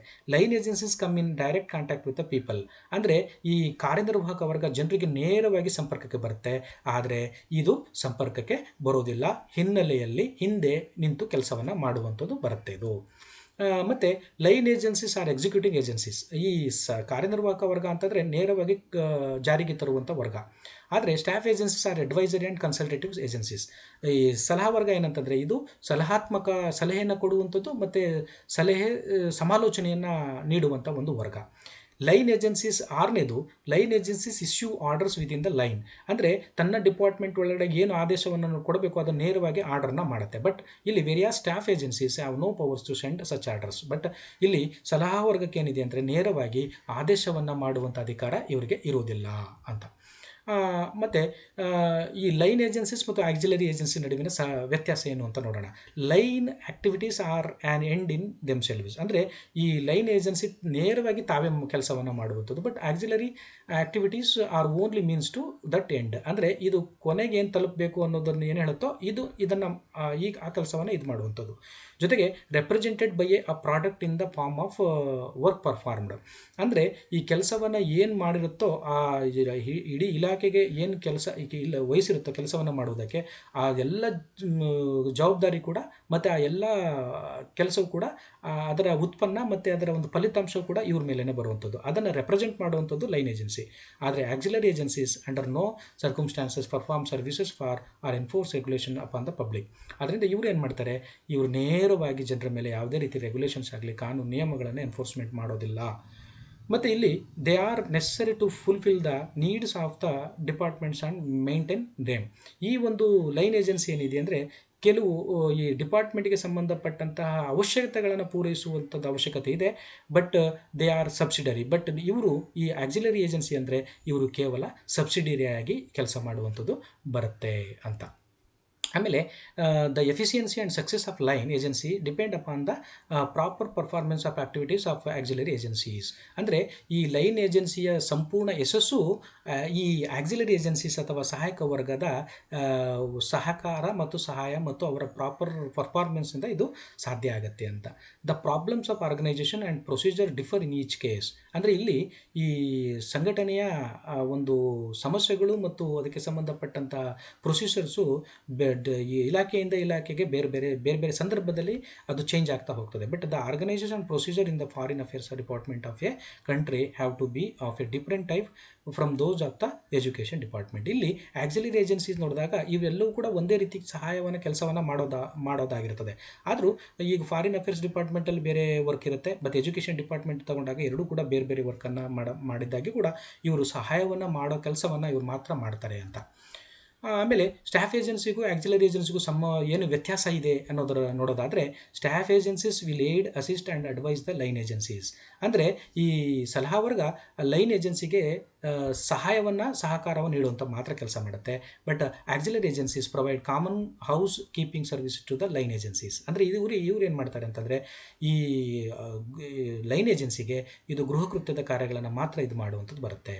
ಇಲ್ಲಿ ಸ್ಟಾಫ್ ಏಜೆನ್ಸಿ ಏನು ಮಾಡುತ್ತೆ ಅಂತಂದರೆ, ಇಲ್ಲಿ advice is a major function of staff. ಅಂದರೆ ಸಲಹಾ ವರ್ಗದ್ದು ಕೆಲಸ ಏನಂತಂದರೆ ಲೈನ್ ಏಜೆನ್ಸಿಗೆ ಸಲಹೆಯನ್ನು ಕೊಡುವಂಥದ್ದು. ಆದರೆ ಈ ಕಾರ್ಯನಿರ್ವಾಹಕ ಸಹಾಯಕ ವರ್ಗ ಏನಂತಂದರೆ service is a major function of auxiliary agency. ಇಲ್ಲಿ ಸೇವೆ ಅನ್ನೋದು, ಈ ಸೇವೆಯನ್ನು ಒದಗಿಸಿಕೊಡೋದೇ ಬಹಳ ಪ್ರಮುಖವಾದಂಥ ಕೆಲಸ ಯಾವುದ್ರದ್ದು, ಆಕ್ಸಿಲರಿ ಏಜೆನ್ಸಿಗೆ. ಮತ್ತು staff agencies do not exercise authority and do not make decisions. ಈ ಸಲಹಾ ವರ್ಗ ಯಾವುದೇ ರೀತಿಯ ಒಂದು ನೇರ ಡಿಸಿಷನ್ನ ತಗೊಳ್ಳೋದಿಲ್ಲ, ಡೈರೆಕ್ಷನನ್ನು ಕೊಡೋದಿಲ್ಲ, ಆರ್ಡ್ರನ್ನು ಕೊಡೋದಿಲ್ಲ. ಆದರೆ auxiliary agencies exercise limited authority. ಈ ಸಹಾಯಕ ವರ್ಗ ಏನಿದೆಯೋ ಇದು ಕೆಲವು ಸೀಮಿತವಾದಂಥ ಅಧಿಕಾರವನ್ನು ಹೊಂದಿದೆ. They help and advise the line agencies in making decisions. ಅಂದರೆ ಈ ವರ್ಗ ಏನು ಮಾಡುತ್ತೆ ಅಂತಂದರೆ, ಈ ಕಾರ್ಯನಿರ್ವಾಹಕ ವರ್ಗಕ್ಕೆ ಒಂದು ಡಿಸಿಷನ್ ತಗೊಳ್ಳೋದ್ರಲ್ಲಿ ಸಹಾಯವನ್ನು ಮಾಡುತ್ತೆ. ಇದು ಆಕ್ಸಿಲರಿ ಏಜೆನ್ಸಿ ಏನು ಮಾಡುತ್ತೆ ಅಂದರೆ, make some decision relating to their own sphere of activity. ತನ್ನ ಕೆಲಸ ಏನಿದೆಯೋ, ತನ್ನ ವ್ಯಾಪ್ತಿಯಲ್ಲಿ ಕೆಲಸ ಏನು ಬರುತ್ತೋ ಅದನ್ನು ಮಾಡುವಂಥದ್ದು ಮಾತ್ರ ಇದು ಮಾಡುತ್ತೆ ಅಂತ. ಆಮೇಲೆ ಸ್ಟಾಫ್ ಏಜೆನ್ಸಿ ಆಕ್ಸಿಲರಿ ಏಜೆನ್ಸಿಗೆ ವ್ಯತ್ಯಾಸಗಳನ್ನು ನೋಡೋದಾದರೆ, ಇನ್ನೂ staff agencies have no executive or operative responsibilities. ಸಲಹಾ ವರ್ಗಕ್ಕೆ ಯಾವುದೇ ರೀತಿಯ ಒಂದು ಕಾರ್ಯನಿರ್ವಾಹಕ ಮತ್ತು ಕಾರ್ಯನಿರ್ವಹಣೆ ಮಾಡುವಂಥ ಜವಾಬ್ದಾರಿ ಇಲ್ಲ. Auxiliary agencies have operating responsibilities on behalf of the line agencies. ಆದರೆ ಸಹಾಯಕ ವರ್ಗ ಏನಿದೆಯೋ ಅದು ಕೆಲವು ಸಂದರ್ಭದಲ್ಲಿ ಲೈನ್ ಏಜೆನ್ಸಿಯ ಸಹಾಯವನ್ನು ಪಡ್ಕೊಂಡು ತಾನೇ ಕೆಲವು ನಿರ್ಧಾರಗಳನ್ನು ತೆಗೆದುಕೊಳ್ಳುವಂಥದ್ದು ಬರುತ್ತೆ. ಅದರಿಂದ ದೇ ಆರ್ ಅಟ್ಯಾಚ್ ಲೈನ್ ಇವು they are attach to line agencies at different levels in the administrative hierarchy. ಇವು ಏನು ಮಾಡುತ್ತೆ ಅಂತಂದರೆ, ಲೈನ್ ಏಜೆನ್ಸಿಗೆ ಸಲಹೆಯನ್ನು ಕೊಡುವುದಕ್ಕೋಸ್ಕರ ಇದನ್ನು ಮಾಡ್ಕೊಂಡಿರ್ತಾರೆ. ಆದರೆ ಆಕ್ಸಿಲರಿ ಏಜೆನ್ಸಿ ಏನು ಮಾಡುತ್ತೆ ಅಂತಂದರೆ, they are generally placed under the chief executive or departments. ಅಂದರೆ ಮುಖ್ಯ ಕಾರ್ಯನಿರ್ವಹಣಾ ಅಧಿಕಾರಿ ಏನು ಬರ್ತಾರೋ ಅವರ ಅಂಡರ್ನಲ್ಲಿ ಕೆಲಸ ಮಾಡುವಂಥದ್ದು ಇವರು ಬರುತ್ತೆ ಅಂತ. ಆಮೇಲೆ ಇಷ್ಟೆಲ್ಲ ನೋಡಾದ್ಮೇಲೆ ನಾವು ಸಂಘಟನೆ ಘಟಕಗಳು ಅಥವಾ ಯೂನಿಟ್ಸ್ ಆಫ್ ಆರ್ಗನೈಸೇಷನಲ್ಲಿ ಬರುವಂತಹ ಈ ಕಾರ್ಯನಿರ್ವಾಹಕ ವರ್ಗ, ಸಲಹಾ ವರ್ಗ ಮತ್ತು ಸಹಾಯಕ ವರ್ಗಗಳ ಬಗ್ಗೆ ನಾವು ಈ ಒಂದು ಸೆಷನ್ನಲ್ಲಿ ಒಂದು ಸುದೀರ್ಘವಾದಂಥ ಒಂದು ಚರ್ಚೆಯನ್ನು ನಾವು ಮಾಡಿದ್ದೀವಿ. ಅದರ ಬಗ್ಗೆ ಸುದೀರ್ಘವಾದಂಥ ಒಂದು ಆಲೋಚನೆಯನ್ನು ಕೂಡ ಮಾಡಿದ್ದೀವಿ. ಇದರಲ್ಲೆಲ್ಲ ಬಹಳ ಪ್ರಮುಖವಾಗಿ ನೋಡುವಂಥದ್ದು ಏನಂತಂದರೆ, ಯಾವುದೇ ಒಂದು ಸಂಘಟನೆ ಕೆಲಸವನ್ನು ಮಾಡಬೇಕು ಅಂತಂದರೆ ಬಹಳ ಪ್ರಮುಖವಾಗಿ ಘಟಕಗಳನ್ನು ಸ್ಥಾಪನೆ ಮಾಡಿಕೊಂಡು ಅದು ಕಾರ್ಯವನ್ನು ನಿರ್ವಹಿಸಬೇಕಾಗತ್ತೆ ಅನ್ನೋದ್ರ ಬಗ್ಗೆ ನಾವು ತಿಳ್ಕೊಂಡಿದ್ದೀವಿ. ಜೊತೆಗೆ a government operates its business with the help of a high level organisation system. ಯಾವುದೇ ಒಂದು ಸಂಘಟನೆ ಅಥವಾ ಸರ್ಕಾರ ಒಂದು ಉತ್ತಮ ರೀತಿಯಲ್ಲಿ ಕೆಲಸವನ್ನು, ತನ್ನ ದಿನನಿತ್ಯದ ಕೆಲಸವನ್ನು ಮಾಡಬೇಕು ಅಂದರೆ ಒಂದು ಉನ್ನತವಾದಂಥ ಒಂದು ಸಂಘಟನೆಯಿಂದ ಮಾತ್ರ ಸಾಧ್ಯ ಆಗುತ್ತೆ. ಯಾಕೆಂದರೆ the central hierarchy consists of line and line support for employees and support agencies. ಯಾವುದೇ ಒಂದು ಕೇಂದ್ರೀಕೃತವಾದಂಥ ಶ್ರೇಣಿ ಪದ್ಧತಿ ಏನಿದೆಯೋ ಇದು ಕೆಲಸವನ್ನು ಮಾಡಬೇಕು ಅಂದರೆ ಎಲ್ಲ ಎಂಪ್ಲಾಯೀಸ್ಗಳ ಮತ್ತು ಏಜೆನ್ಸಿಗಳ ಸಪೋರ್ಟನ್ನು ತೆಗೆದುಕೊಂಡು ಕೆಲಸವನ್ನು ಮಾಡಬೇಕಾಗತ್ತೆ. ಮತ್ತು the line works in direct fulfilment of the programmes objectives and is delivered by staff and support services. ಯಾವುದೇ ಈ ಒಂದು ಪ್ರೋಗ್ರಾಮ್ನ ಉದ್ದೇಶವನ್ನು ಫುಲ್ಫಿಲ್ ಮಾಡಬೇಕು ಅಂತಂದರೆ ನಾವು ಖಂಡಿತವಾಗಿ ಸಲಹಾ ವರ್ಗ ಅಥವಾ ಸಹಾಯಕ ವರ್ಗಗಳ ಒಂದು ಸಹಾಯವನ್ನು ಪಡ್ಕೊಂಡು ನಾವು ಕೆಲಸವನ್ನು ಮಾಡಬೇಕಾಗುತ್ತೆ. ಜೊತೆಗೆ ದ staff give special advice but not command, auxiliary provides common services. ಈಗ ನಾವು ಲೈನ್ ಸರ್ವಿಸಸ್ಗೆ, ಲೈನ್ ಏಜೆನ್ಸಿಗೆ ಅಂದರೆ ಕಾರ್ಯನಿರ್ವಾಹಕ ವರ್ಗಗಳಿಗೆ ಈ ಸ್ಟಾಫ್ ಏಜೆನ್ಸಿ ಏನು ಮಾಡುತ್ತೆ ಅಂದರೆ ಅಡ್ವೈಸನ್ನು ಕೊಡುತ್ತೆ, ಆದರೆ ಕಮ್ಯಾಂಡನ್ನು ಮಾಡೋದಿಲ್ಲ. ಅದೇ ರೀತಿಯಲ್ಲಿ ಆಕ್ಸಿಲರಿ ಏಜೆನ್ಸಿ ಏನು ಮಾಡುತ್ತೆ, ಇದು ಕಾಮನ್ ಸರ್ವಿಸನ್ನು, ಹೌಸ್ ಕೀಪಿಂಗ್ ಆ್ಯಕ್ಟಿವಿಟೀಸನ್ನು ಮಾಡುತ್ತೆ ಎಂಬ ವಿಚಾರವನ್ನು ನಾವು ಈ ಒಂದು ಸೆಷನ್ನಲ್ಲಿ ತಿಳ್ಕೊಂಡ್ವಿ. ಆದ್ದರಿಂದ ಸ್ನೇಹಿತರೆ, ಇಲ್ಲಿಯವರೆಗೆ ನಾವು ಸಂಘಟನೆ ಘಟಕಗಳು ಅಥವಾ ಯೂನಿಟ್ಸ್ ಆಫ್ ಆರ್ಗನೈಸೇಷನಲ್ಲಿ ಬರುವಂತಹ ಕಾರ್ಯನಿರ್ವಾಹಕ ವರ್ಗ, ಸಲಹಾ ವರ್ಗ ಮತ್ತು ಸಹಾಯಕ ವರ್ಗಗಳ ಬಗ್ಗೆ ನಾವು ಇಲ್ಲಿಯವರೆಗೆ ಒಂದು ಸುದೀರ್ಘವಾದಂತಹ ಮತ್ತು ವಿಸ್ತೃತವಾದಂಥ ಒಂದು ಚರ್ಚೆಯನ್ನು ನಾವು ಮಾಡಿದ್ದೇವೆ. ಇನ್ನೂ ಕೂಡ ನೀವು ಈ ಒಂದು ಏನು ಸಂಘಟನೆಯ ಘಟಕಗಳು ಅಥವಾ ಯೂನಿಟ್ಸ್ ಆಫ್ ಆರ್ಗನೈಸೇಷನ್ ಇದೆ, ಇನ್ನೂ ಹೆಚ್ಚಿನ ಜ್ಞಾನವನ್ನು ಪಡ್ಕೋಬೇಕು ಅಂತಂದರೆ ನಾವು ಕೆಲವೊಂದು ಪರಾಮರ್ಶನ ಗ್ರಂಥದ ಬಗ್ಗೆ ಹೇಳ್ತೇನೆ. ಅದನ್ನು ನೀವು ತೆಗೆದುಕೊಂಡು ಸ್ಟಡಿ ಮಾಡ್ಬೋದು. ಅದು ಯಾವುವು ಅಂತಂದರೆ ಪ್ರೊಫೆಸರ್ ಎಸ್.ಕೆ. ಕಬ್ಬೂರಿ ಬರೆದಿರುವಂಥ ಪಬ್ಲಿಕ್ ಅಡ್ಮಿನಿಸ್ಟ್ರೇಷನ್ ಇದೆಯೋ ಅದನ್ನು ತೆಗೆದುಕೊಂಡು ಓದ್ಬೋದು. ಜೊತೆಗೆ MP ಶರ್ಮಾ BL ಅವರು ಬರೆದಿರುವಂಥ ಪಬ್ಲಿಕ್ ಅಡ್ಮಿನಿಸ್ಟ್ರೇಷನ್ ಇದೆ. Maheshwari SR Awasthi public administration ಬರೆದಿದ್ದಾರೆ. ಮತ್ತು ವಿಷ್ಣು ಭಗವಾನ್ ಆ್ಯಂಡ್ ವಿದ್ಯಾಭೂಷಣ್ ಅವರು ಪಬ್ಲಿಕ್ ಅಡ್ಮಿನಿಸ್ಟ್ರೇಷನ್ ಅಂತ ಬರೆದಿದ್ದಾರೆ. ಜೊತೆಗೆ ಕನ್ನಡದಲ್ಲೇ ಪ್ರೊಫೆಸರ್ NB ಪಾಟೀಲ್ ರವರು ಬರೆದಿರುವಂತಹ ಪಬ್ಲಿಕ್ ಅಡ್ಮಿನಿಸ್ಟ್ರೇಷನ್ ಅಥವಾ ಸಾರ್ವಜನಿಕ ಆಡಳಿತ ಎಂಬ ಪುಸ್ತಕವನ್ನು ತೆಗೆದುಕೊಂಡು ನೀವು ಇನ್ನೂ ಇದರ ಬಗ್ಗೆ ಇನ್ನೂ ಹೆಚ್ಚಿನ ಜ್ಞಾನವನ್ನು ಪಡ್ಕೊಳ್ಳಿ ಅಂತ ಹೇಳ್ತಾ, ನಾನು ಇಲ್ಲಿವರೆಗೆ ಕಾರ್ಯನಿರ್ವಾಹಕ ವರ್ಗ ಮತ್ತು ಸಲಹಾ ವರ್ಗ ಮತ್ತು ಸಹಾಯಕ ವರ್ಗದ ಬಗ್ಗೆ ಸಾಕಷ್ಟು ಮಾಹಿತಿಯನ್ನು ನಿಮ್ಮೊಂದಿಗೆ ಹಂಚಿಕೊಂಡಿದ್ದೇನೆ. ಇದು ನಿಮಗೂ ಕೂಡ ಮನವರಿಕೆ ಆಗಿದೆ ಅಂತ ಒಂದು ಆಶಾಭಾವನೆಯಿಂದ ನಾನು ಇವತ್ತಿನ ಈ ಒಂದು ಸೆಷನ್ನನ್ನು ನಾನು ಇಲ್ಲಿಗೆ ಮುಗಿಸ್ತೇನೆ. ಎಲ್ಲರಿಗೂ ಮತ್ತೊಮ್ಮೆ ಧನ್ಯವಾದಗಳು. ನಮಸ್ಕಾರ.